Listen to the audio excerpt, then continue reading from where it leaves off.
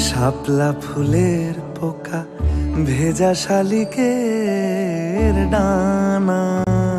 শরীয়তপুর জেলার মধ্যে যে কয়টি জমিদার বাড়ি রয়েছে তার মধ্যে ছয়গাঁও জমিদার বাড়ির সৌন্দর্য এখনো অটুট রয়েছে। আজকে আমরা এই ভিডিওর মাধ্যমে ছয়গাঁও জমিদার বাড়িটি এক্সপ্লোর করার চেষ্টা করব, তো সঙ্গেই থাকুন।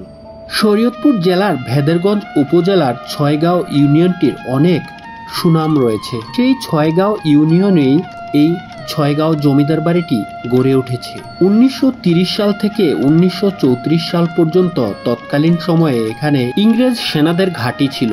এই ছয়গাঁও জমিদার বাড়িকে ঘিরে অনেক ইতিহাস এবং ঐতিহ্যের অনেক গল্পগাথা কাহিনী রয়েছে।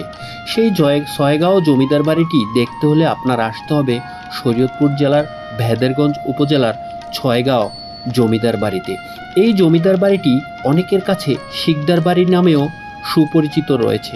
আপনি এখানে যে কাউকে ছয়গাঁও জমিদার বাড়ি বললেই আপনাকে নিয়ে যাবে সেই কাঙ্ক্ষিত ছয়গাঁও জমিদার বাড়ির নিদর্শন স্বরূপ দোতলা ভবনটি সদৃশ্য রয়েছে, সেই জমিদার ভবনের কাছেই নিয়ে যাবে আপনাকে। সত্যি কথা বলতে গেলে ছয়গাঁও জমিদার বাড়ির নান্দনিকতা দেখলে আপনার চোখ জুড়িয়ে যাবে। আপনি যদি ভ্রমণ পিপাসু হয়ে থাকেন তাহলে একবার হলেও শরীয়তপুরে এসে এই ছয়গাঁও জমিদার বাড়ির সৌন্দর্যটি উপভোগ করে যাবেন। এখানে রয়েছে আরও একটি শান বাঁধানো পুকুর ঘাট।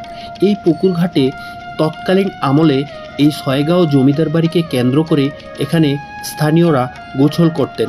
সেই নিদর্শন স্বরূপ সেই পুকুর ঘাটটি এখন কালের বিবর্তনে শুধু হারিয়ে গেছে তৎকালীন আমলের মানুষগুলো, তবে এখনো ঠাঁই দাঁড়িয়ে রয়েছে ছয়গাঁও জমিদার বাড়িটি। ছয়গাঁও জমিদার বাড়ি কি কখনো ঘুরে দেখেছেন?